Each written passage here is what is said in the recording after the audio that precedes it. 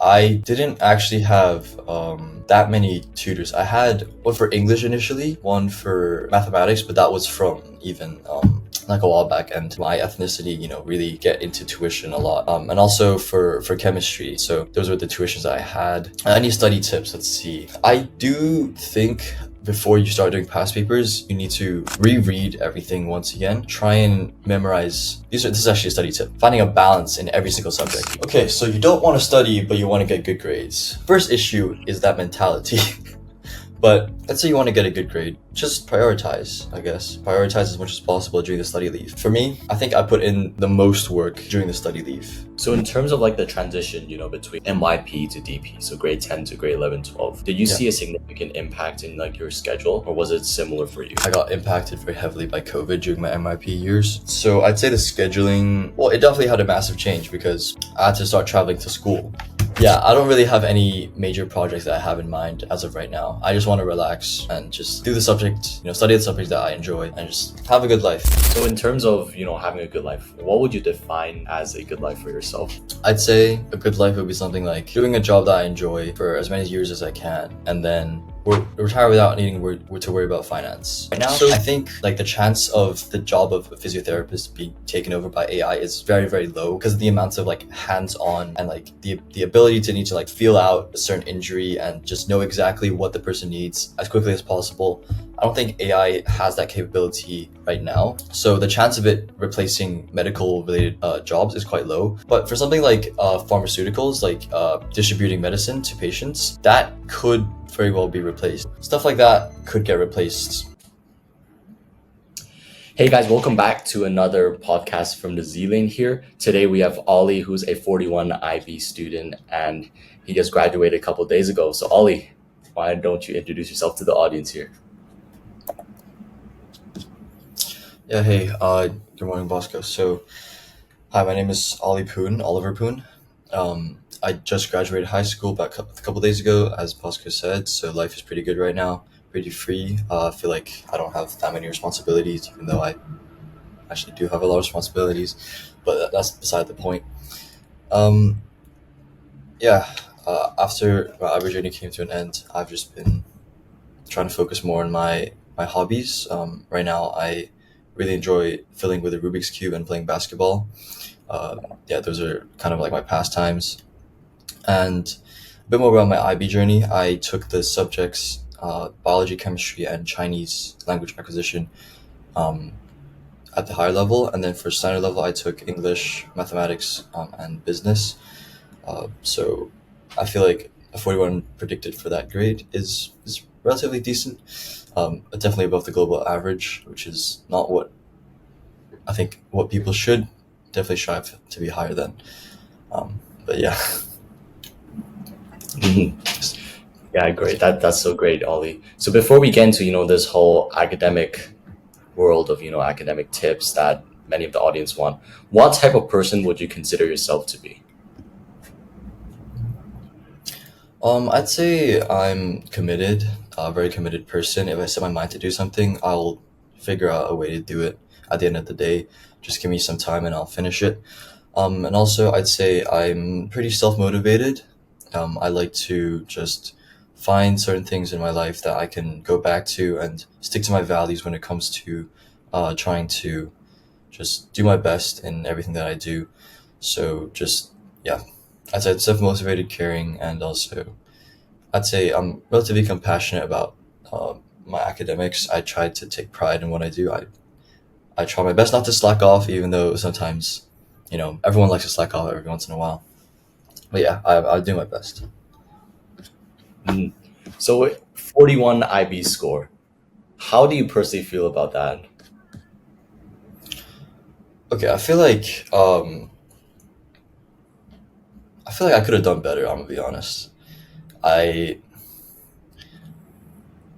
For some of the subjects that I took, I understand it's quite difficult to get, like a 43 or 44, but I think I was like very close to it. For example, for chemistry, I was predicted a 6, even though I was like very, very close to a 7. And I guess I should have been putting more effort in over the summer. But summer is it's not really for relaxing in grade 11 to grade 12, but I was relaxing a little bit too hard, and that kind of came back to bite me on my final IB predicted. Yeah. Other than that, I think for most of the other subjects, the predicted was quite accurate. Um, I was also missing a seven in math, English, and biology. Um, but so yeah, I only got two sevens and the plus three from the EE and the TOK. So it's not bad, but I could have done better. Yeah. Yeah, pretty interesting. So in terms of the, level of studying that you did, like how much Mhm. would you have like studied, and like what do you think would be needed in order to achieve this level 7 for the subjects that you mentioned? Okay, so for specific subjects, I'll get into the details. So for example, for chemistry, right? It is one of my favorite subjects, even though I didn't get a seven in it. Well, seven predicted in it. I don't know about my final. Final in July. Oh, scary times. Um, but for chemistry, I feel like just doing a lot of past papers and reviewing the content every like month or so to make sure it's fresh in your mind. Even just like going back and rereading it is very helpful for retaining that information over time, even after uh, you've learned new content. And there's obviously six subjects, so there's a lot of new content coming in every single day. But just going back and rereading your notes, if you made notes, or just going back and reading like the teacher's slides that they make for you, that's always really helpful for retaining that really crucial information that you need to score high on tests and stuff like that. Because it never gets easier in the IB. So yeah, just having good habits when you study is very important. For other subjects, like for example, biology. Biology is, I think this is kind of common sense. Biology is very heavily memory based. So if you don't, um, you know, review every once in a while, then you're gonna have to rememorize every single piece of information after every a unit test that you do, which is just not possible. You cannot memorize like like a few weeks of content in like 3 days before each unit test. So you have to constantly keep reviewing like every week or so in order to really retain that information. But that's something that I didn't do the best because I was focused on, I'd say, more towards extracurriculars and stuff like that. I should be spending more time studying, even though biology is not my favorite subject. Um, but yeah, you just have to really get through it because it's really the most important exam of a lot of students' high school careers. And if you don't study your hardest for it, then the results will show. Um, but just do your best. Yeah. For mathematics is really, it's kind of comes to you at birth, but also it really comes down to how much you practice like mental math and stuff like that, and how much of a math person you really are. I think I'm a quite logical person, and I like problem solving. So chemistry and math are two subjects that I really enjoy. Um, for some reason, I just can't get a seven though. Yeah, so math, just doing the practice, doing the homework. Make sure you're listening in class as well, because a lot of the concepts in the IB are a lot more difficult than what you'd be taught in for example, GCSE or MYP. So I'd say in order to score high in math, you might try to do a summer course between grade 10 and grade 11 in order to really get like a fundamental grasp around those like more difficult concepts like calculus or like deeper trigonometry, and trying to just really wrap your head around all of them first before you jump straight into the deep water when it comes to the IB. And finally, for English, it's all about practice once again. I feel like every single subject is about practice, but especially English. You need to be practicing your paper ones and paper twos, and just doing essay writing. I mean, it's like a cumulative assignment.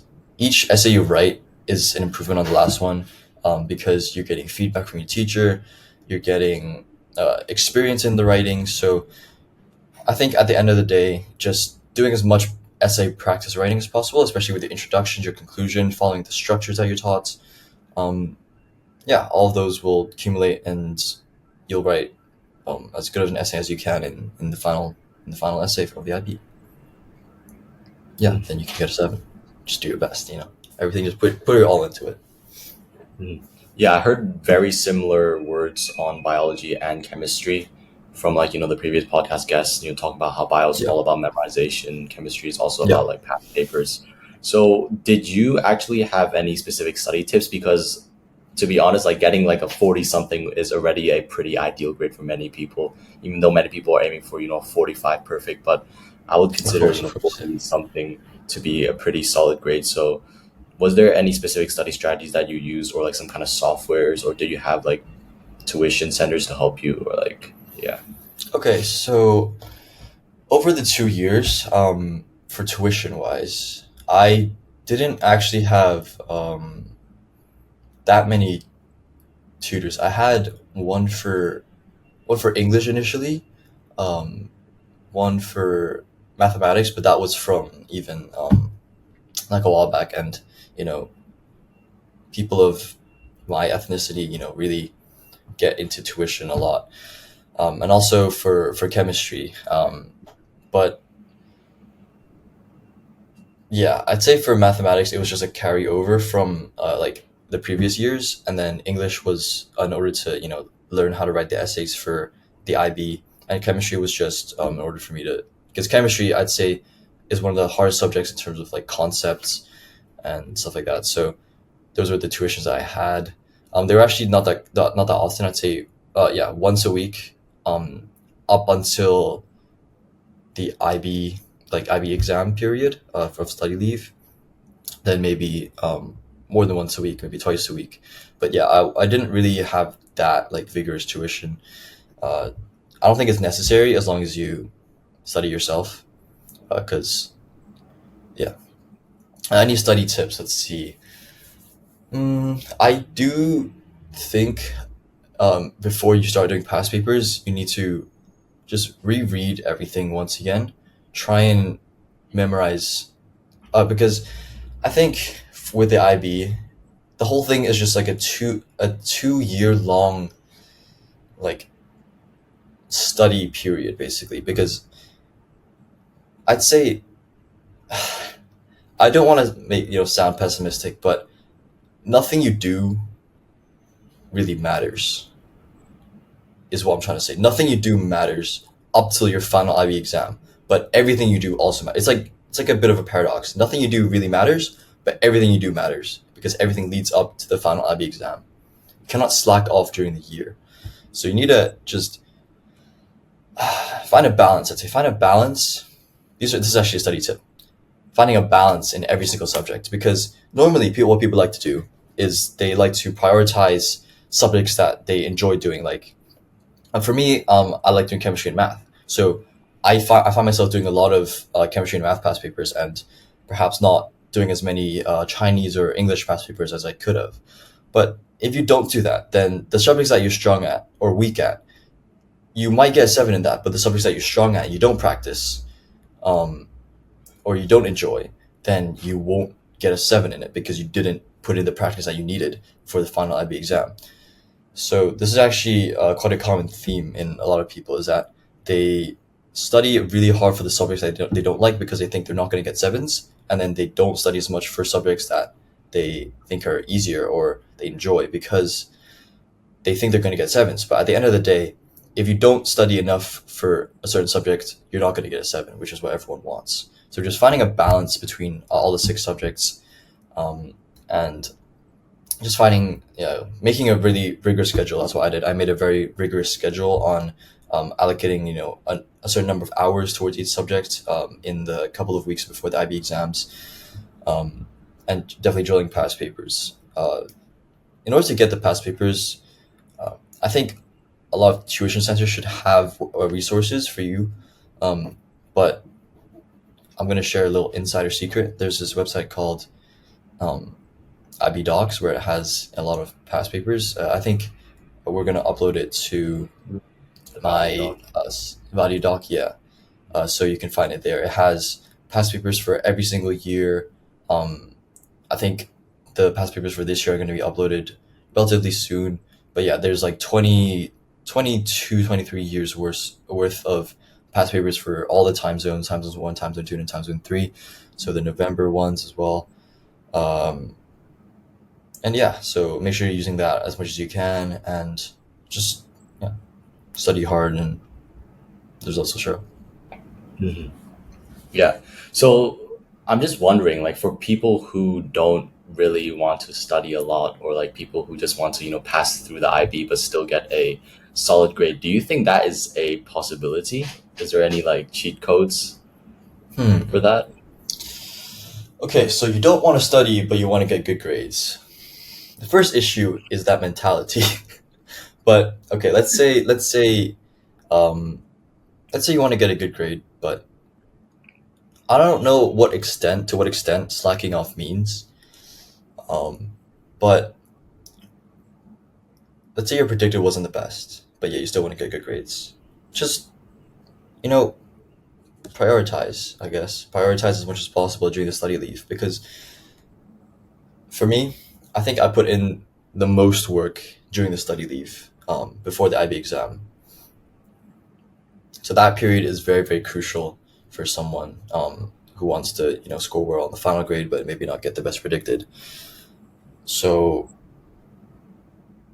there's not a lot of time left that you get before, for study leave. But like, just try and find as much motivation as possible, or as much discipline as possible during that period, because that period will definitely determine what you get on your final IB grade.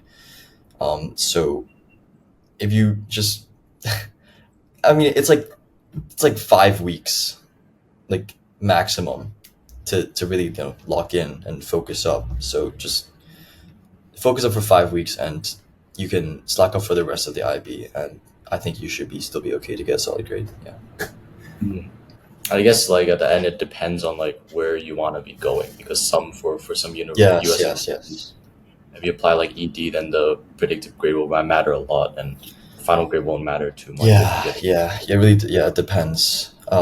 If you want to go to the US, then you should definitely focus up a lot more in grade 11, and then grade 12 you can just do whatever. I guess. For me, I'm okay. You asked the questions. I'll do the talking. Mhm. Yeah. Yeah, so let's talk about like business. So you said business was basically a free Okay. seven. Okay. So Business. could you, yeah, talk about Yes. you know Yes. Okay. So, business management, right?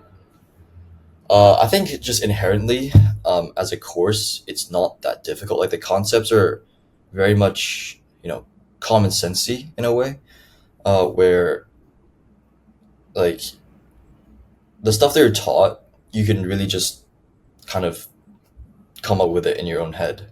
That's kind of the nature of the subject. That's why it's not that difficult, in my opinion. The most difficult thing about it would definitely be, the essay writing aspect, where you have to follow, a certain structure. For the 10 marker, it's called a 10 marker, where you have to, um, write like a 6 paragraph essay in about, 35 minutes, depending on your time management during the exam. That takes quite a lot of practice, but hopefully, with your unit assessments, the teacher will give you adequate practice for that. Another difficult part about business is the finance part, but if you're like a math person, then that should be really just a walk in the park for you. Um, and for me, because I liked math, business was not that difficult. Also, I'm decent at essay writing, so, just following a formula, um, and running those essays wasn't that difficult. And the reason why I'd say it's a free seven is because once you get a certain amount of practice, like, the answers to the questions just become, like, they just become common sense, because the content is like common sense. The answers just become like common sense. So it's just finding, like, the just applying the right, like, logic to answering, certain questions. Like, for example, they might ask you, oh, one advantage and one disadvantage of blah blah blah company starting a blah blah blah project, right? For their profitability. So if you're talking about profitability, you're going to talk about, like, how they can, generate more assets or decrease their losses. So it's very logical. And I'd say other humanities subjects, for example, economics would also be quite logical. I'm not sure what the other podcast people said talked about, but from what I've heard from my peers, people say economics isn't is also very logical and just like a common sensey type of subject. So I'd say business or economics are both good choices if you're trying to take a humanities that you can score high on. Yeah, but for me personally, I recommend business definitely. Business SL for people. Hmm. Yeah. So in terms of like some subjects that you regret taking, are there any particular ones? Regret taking. Okay, this doesn't apply to everyone, but for me specifically, taking biology HL was one of the worst decisions of my life from of my IB journey because first of all, I'm trying to get into physiotherapy at the University of Southampton. And well, before I really wanted to focus on physiotherapy, I was trying to do medicine. So I needed to take biology and chemistry both at a higher level in order to do that. But I think I should have given more thought into what I wanted to focus on before I, you know, chose all my stuff. And I know that's difficult for a lot of people, trying to figure out what you want to do at such a young age.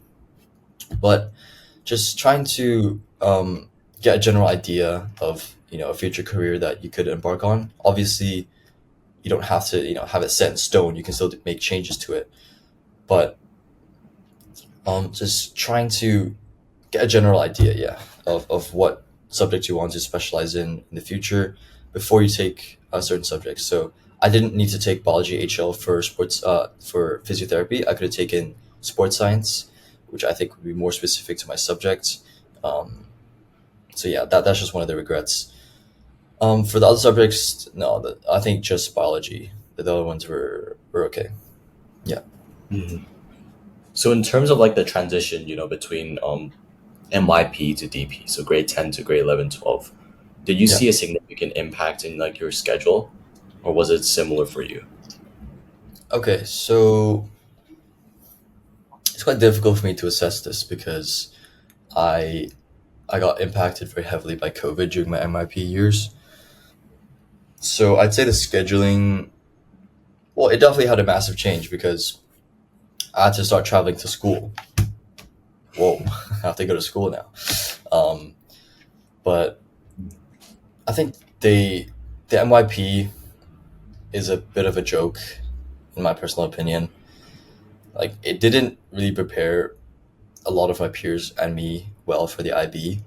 They actually, I'm quite lucky because I came from a local school before I transferred to CDNIS, so I had that like level of academic, studying and rigor like already in my system, like exposure and exposure to it before I went to CDNIS. And I'd say the MYP was a lot less like intense compared to the local school system, because we even had like final we had 3 terms and three final exams for each subject. So during the year, each semester has one final exam.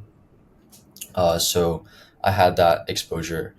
If you're not as lucky as me to come from a local school, then I think yeah, the schedule is going to take a big hit, but uh, people can quickly adapt to it. That's just how it is.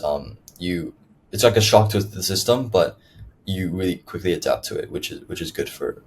It's good news. Yeah, it doesn't really affect you that badly as long as you're able to adapt to it. Mhm. Yeah. Yeah. So I also heard that, many people are very worried that the grade 11 summer is basically not a summer. So Oh what yeah, was yeah. your overall experience with that? And you said that like, how like you were taking, more of a relaxation approach for grade 11. Did that really like heavily like impact, your final IB grade? Or if you were to like, travel back, would you have took it in a different approach? Okay, yeah. So that's a very good question, actually. I think the grade 11 summer, you shouldn't be too worried that it's not a summer. It is still a summer. You still have less responsibilities, but it's kind of like a lingering feeling in the back of your mind where, you feel like you should be studying, but it's a deserved break after finishing grade 11, year one of IB. Um, I think just not taking it too chill. You still need to put some work in. For example, your IAs, you need to get started on those for sure.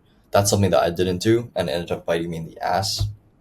Um, so just working on your IAs and definitely your extended essay. Your extended essay is the only thing. If you're due to do nothing the entire summer but something, you should do your extended essay. That is just the most crucial aspect that you must put work into over the summer.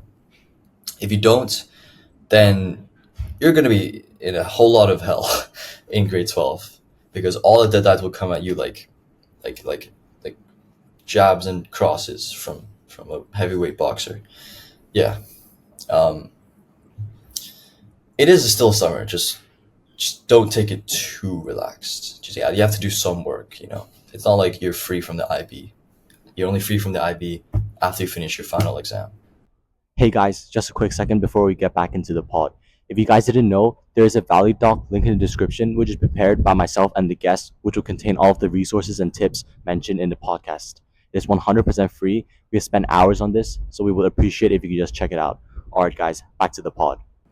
The final exam. Yeah. Hmm. Yeah, you actually make a very good point there. Um, like, I guess I want to go into like a bit more specific because I guess many people always have this, ideology that you have to study a lot to get a high grade. So, if you were to Mm. give like a specific boundary as to how many hours you have to put to get a seven for the subjects that you take, like, what would be the approximate estimate going through all of the subjects? Let's just say, I guess Let's like say studying daily every, or we monthly can do or like what's the time frame? we can do like weekly. Weekly? Weekly. Okay. So, I'll just go through the two subjects that I got a seven in. So for business, I'd say I didn't spend too many hours after I got like a really good grasp of how to answer the questions and stuff. So I'd say weekly. Um, I was doing the note taking and the homework. Overall, about I say about 2 hours per day, so about 14 hours weekly for business management.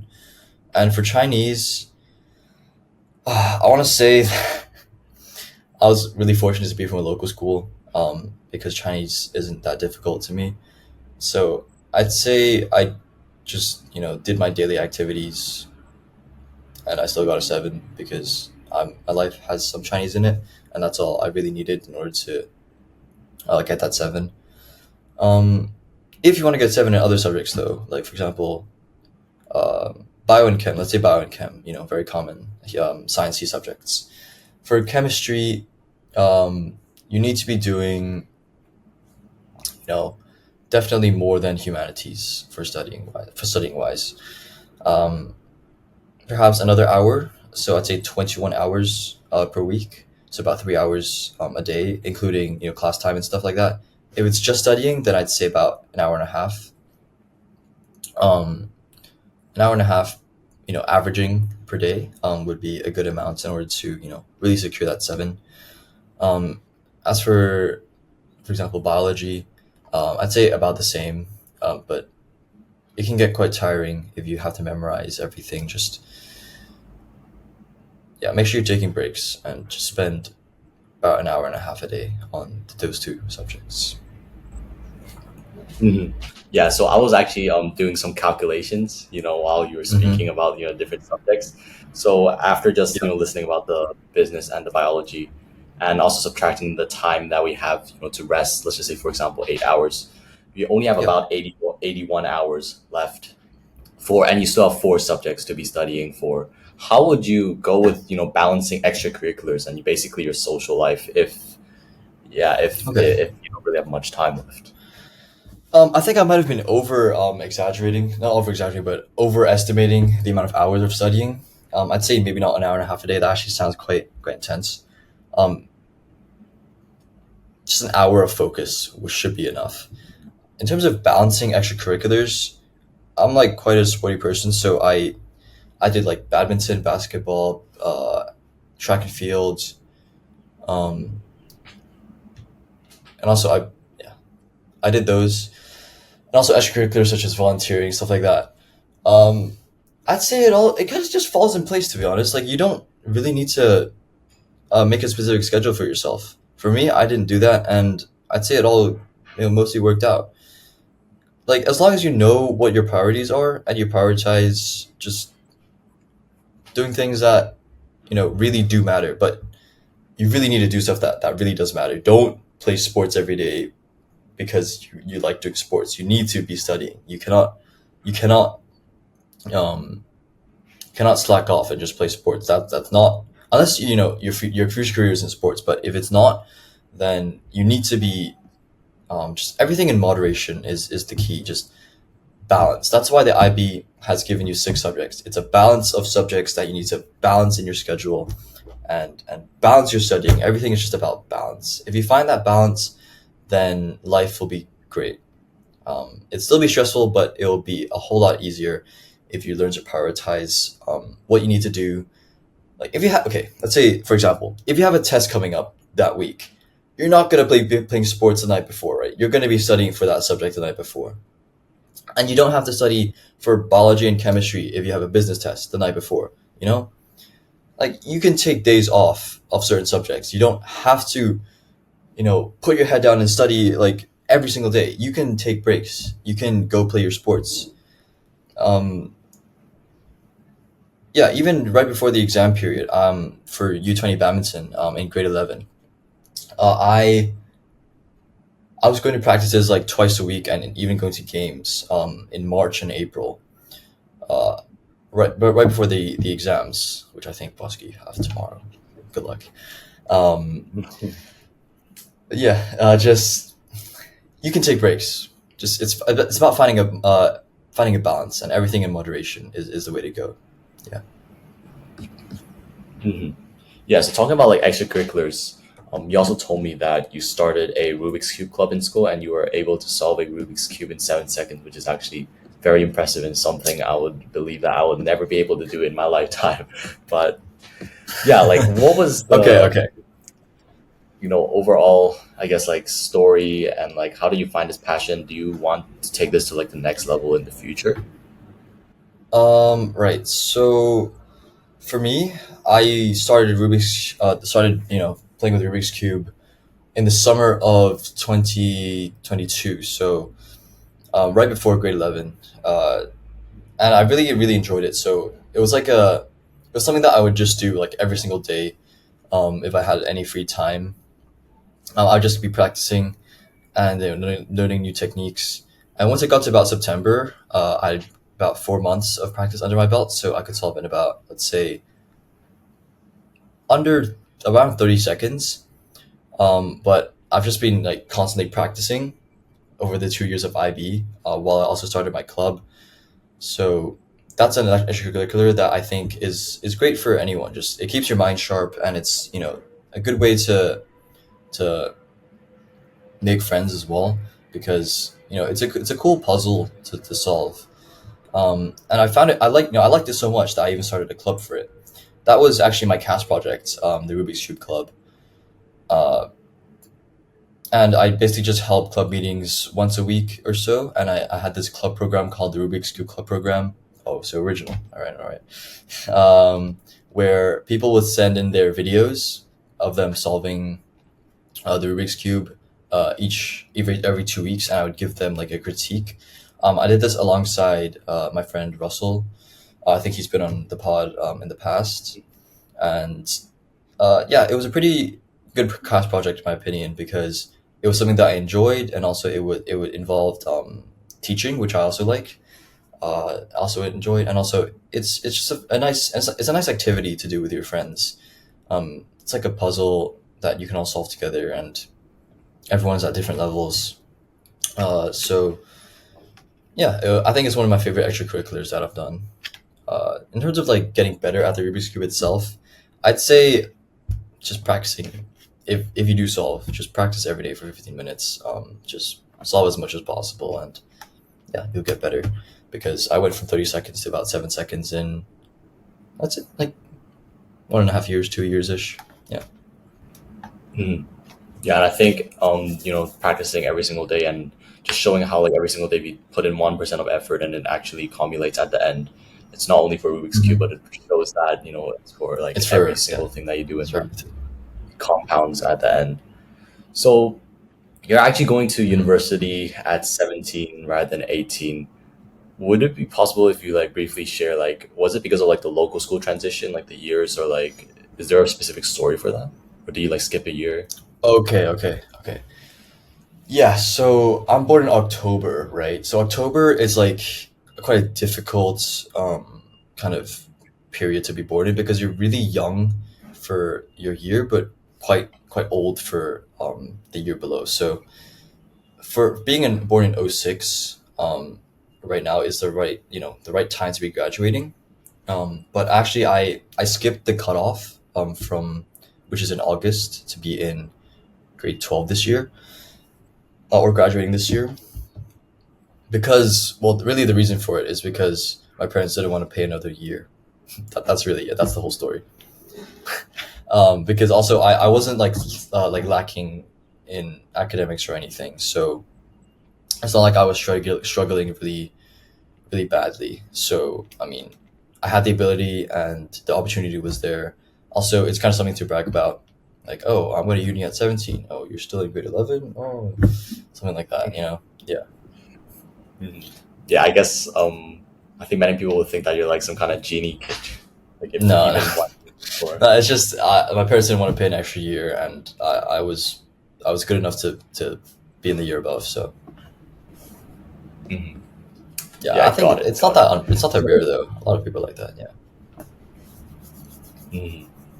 Yeah, so now let's like kind of like transition out of the whole IBDP thing, talk more about your Right. future university and like careers and stuff. So you mentioned how you want Okay. to do physiotherapy at the U of Southampton, and I actually did some research, and it's actually ranked second in in UK and also top 100 in the world, which is actually pretty good. And I actually didn't know that before. So, what was actually your overall, thought process of going to this particular university and choosing this major? Okay. So first let's talk about the major. So for physiotherapy, I think I just really enjoy it as a subject because I've always liked doing sports and in being involved in like the sporting world. As a kid, I did track and field, and now I play basketball a lot. So I think just enjoying sports and wanting to also because of what I said before, I say I'm a caring person. So I wanted to help others get better, like recover and rehabilitate, while also being involved in like this like sort of a little bit of the sporting world. Even though I know that a lot of physiotherapy isn't just about sports, it's about providing the best care possible for all age groups. Whether it's geriatric, pediatric, and the dream would definitely be to work with athletes. That's a lot of physiotherapists' dream, but it's not everyone's. Um, it's not attainable for everyone. Um, yeah, that's the reason I wanted to get into physiotherapy. As for the university, I'd say uh, I'm gonna be completely honest here. I looked at the rankings and I looked at the number of years of study. I could have gone to Australia, but that takes 4 years. And after talking to like the physiotherapists at some of my internships and physios that I have in my life, I get injured as well. Um, they said that even after you graduate with your bachelor's degree, you still know nothing, is what they said. So that's very reassuring, of course. But yeah, if I'm really thinking about it, Australia is 4 years, the UK is 3 years to get your degree. And at the end of the day, if you know nothing even after you get your degree, why would you do 4 years when you can do 3 years? That was the thought process behind that. And also in the UK, I have some more connections because my father he's a British citizen, and therefore I have a British passport, so it's easier to, you know, visas and whatnot. So yeah, more connections in the UK, and also it's a good university because I went to visit the campus in 2022 summer. yeah, so I like the campus, and so I the ranking was good. I chose it. Got it. Got it. Very interesting. So, if I do some calculations, you're 17, and then you're gonna do like 4 years of your bachelor, so you're gonna be about 3 years for the UK. 3 years for the 23. UK. You're gonna be about 20. So, what would you say if you plan this out?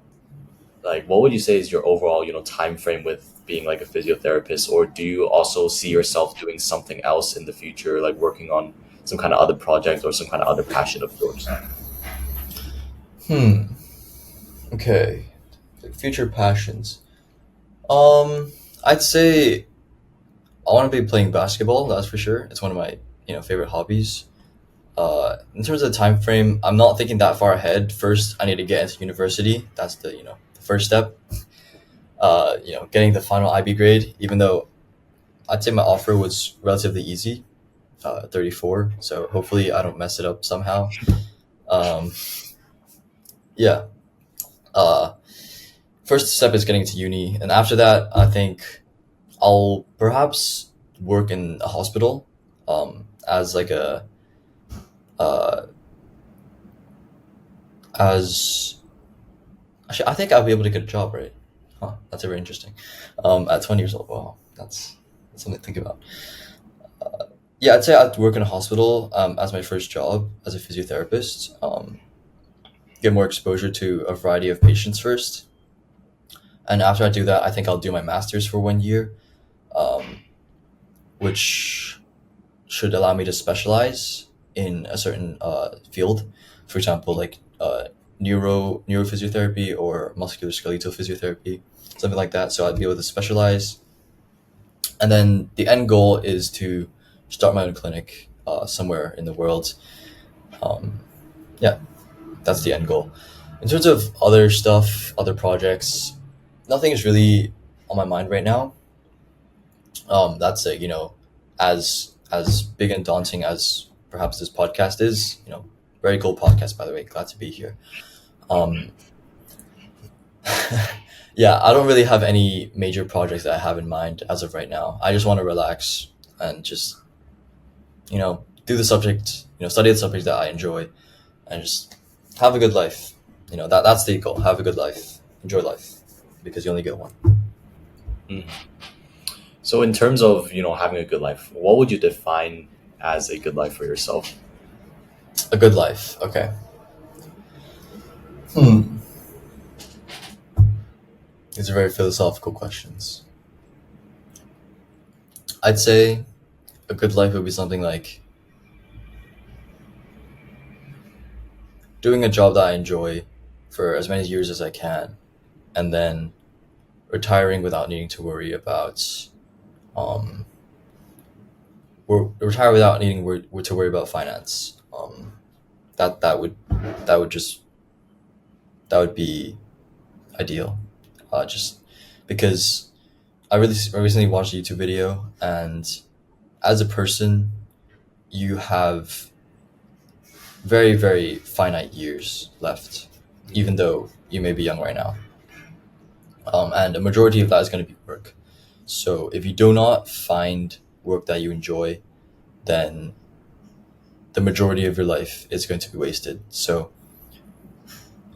yeah, just the ideal, like a good life, would be doing work that you truly enjoy and you can be happy to go back to.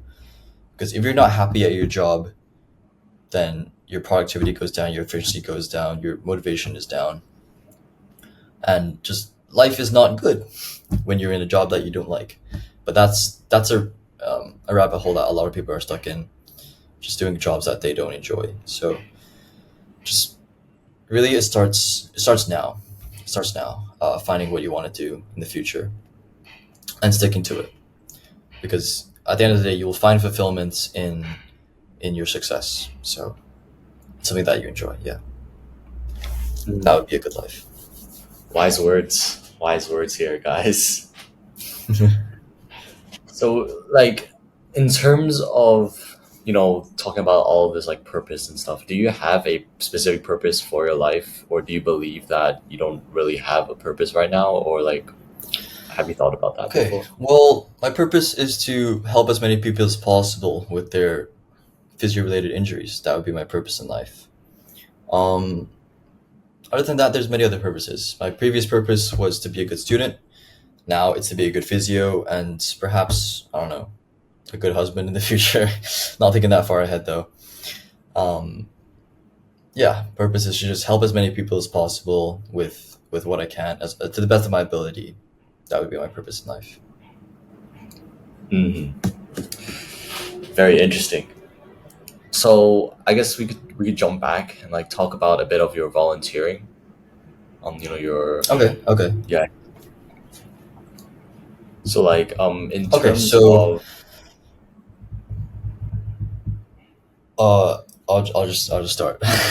So for the biggest volunteering kind of experience that I had was related to a hospital internship with the hospital authority in Hong Kong.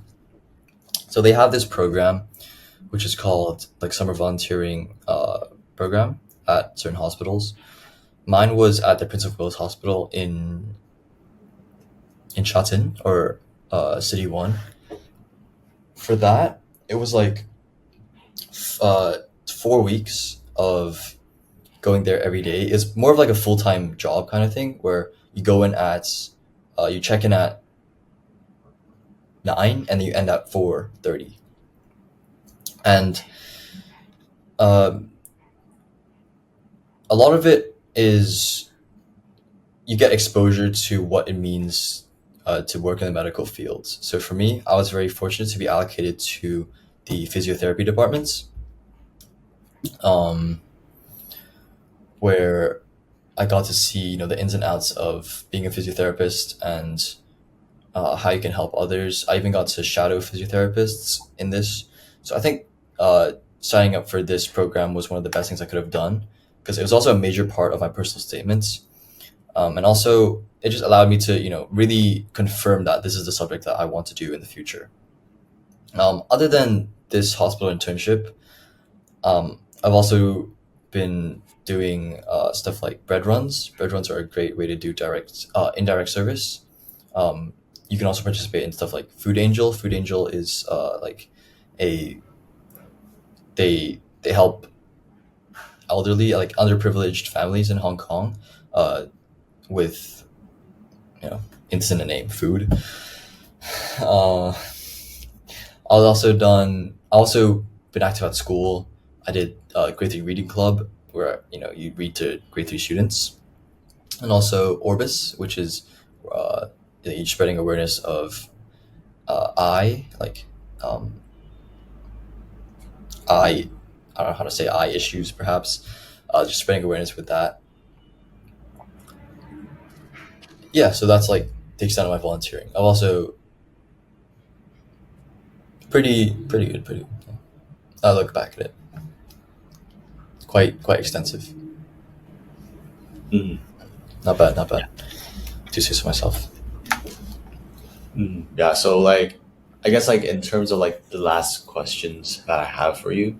is I guess considering that you're going to be going to like a medical professional, what are your thoughts and like, how do you feel like AI and, this evolving technology would, play a role Mm. in your, profession and your future? Or will they actually Okay. like not even play a role? Like, what are your thoughts?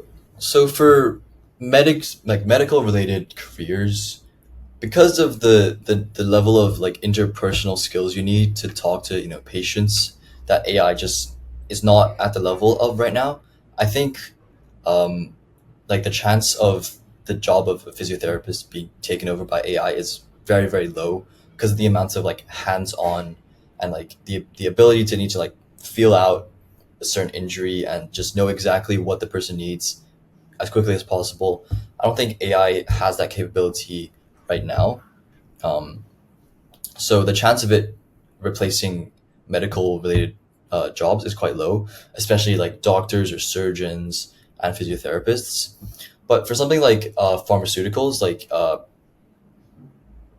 distributing medicine to patients, that could very well be replaced because all you need is a robot arm and a bunch of shelves, and the robot knows exactly where their medicine is and how much to give, so they can just collect it and dish it out, stuff like that. So stuff like that could get replaced, but like the prognosis and diagnosis stuff that doctors and physios and surgeons, like doctors and physios, have to do, that will likely not be replaced. So if you're getting into medical field, you likely won't be replaced by AI. But if you're getting into, let's say, something more related to like labor, then it will likely be replaced. So just keep that in mind. Yeah, I mean, I really like your approach there, like talking about how, I guess, like it wouldn't replace directly because you still need the knowledge. Because if you don't know how to use the AI, you don't know what's going on. So, for example, if I guess you're doing Mhm. heart surgery and the AI is doing heart surgery, like you still need someone to monitor the AI just in case something goes wrong, because machines can make mistakes, even though many people think that it's like perfect 100%. That is No, no, not that's not really. true. That's not true. No. Mhm. So I guess I like to end it like this, where I ask, I guess, the guest, what is one of the biggest tip that you have for everyone watching or for your previous self? Okay. I've already echoed this throughout throughout this episode, but just live by this quote. If you have a quote to live by this quote. Everything in moderation. That's it. That's the whole ordeal. Just everything in moderation. That's how you should live. Because if you don't have balance, then you're not living a good life. Mm, great quote for sure. I'll keep this one in mind. So Keep it in the yeah, quote book. yes, sir. So this is Ollie, guys. Very appreciate that you hop on the. I can't even mumble words at this point, but really appreciate you for hopping onto the podcast. If you guys really want to reach out to him, there is a Discord community which he'll be also part of, and with many of our previous podcasts, we're trying to create a network here, so then we're able to help the next generation, Gen Z or Gen Alpha, people who are coming up with solving as many pain points that they have as possible. And yeah, hope Ollie, you actually enjoyed the podcast for real. And yeah, Yeah, I catch you did. I guys. did. Yeah. Catch you guys in the next one. Peace. Let's do this, bro. Stopping.